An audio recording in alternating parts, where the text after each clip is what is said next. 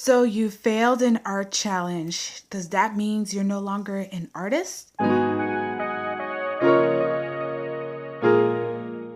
Welcome back, gentle folks. This is Cetriya, Cetriya, and today I have a bit of a chat while I work on my comic and a bit of a confession.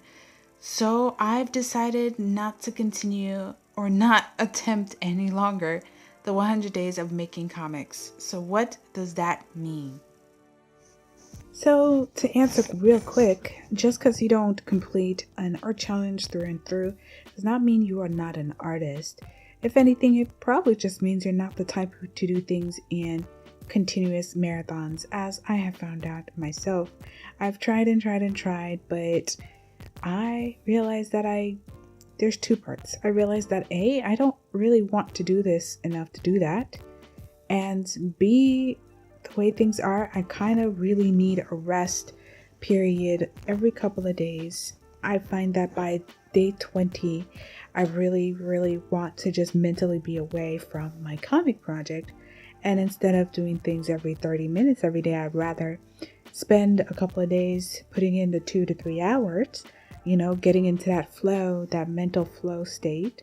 And then after that, just not think about the story and come back at it with fresh eyes and a fresh mind. I found that as I was working on my comic Crossstar, it was kind of getting to the point of a grind. It wasn't even that I didn't want to find the 30 minutes a day. It was very much coming to the point where I just did not want to do it. I wanted to work on something else. I just want to do something else. I very much didn't want to do it. And I had the time.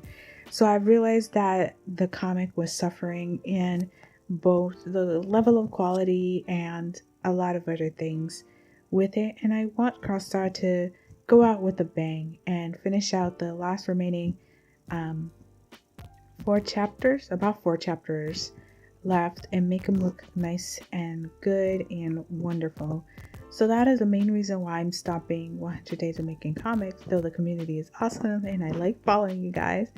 I know that at times that you want to be part of a group, or perhaps want to say that you finally did something, and in truth, you need to be consistent when you are an artist. You need to have a body of work completed every year, and if you don't do it, or you spend a good long time not working on your craft, you're gonna end up seeing yourself years later without much to show for it. And that's probably, from what I've understand, the biggest reason why 100 Days of Making Comics and many other art challenges like Inktober and Drawvember, I believe is called, or even other challenges like NaNoWriMo. The point of those challenges is to kickstart your creativity and get yourself into the habit of drawing. But I realize it's really hard to break a habit and even harder to develop a new habit. It just so happens that my current habit has me working on art on a regular basis, and part of that is due to the job. But more than anything, I do appreciate these challenges, so even if you do fail at them, it might just boost you up an extra 10% at least and get yourself out of a rut. I do draw my comics much more regularly and think about them much more regularly than I did when I first attempted the 100 Days of Making Comics. But I do know that I naturally mentally need to be present when working on my art. Very much so. I did not realize just how much mental strength and energy that it took to draw the comic, even after you finish the pencils, or even after you've done the inks, or even after you've done the tones. Every step of the way requires you to be very much present and really thinking and tinkering to the work. You can never phone it in.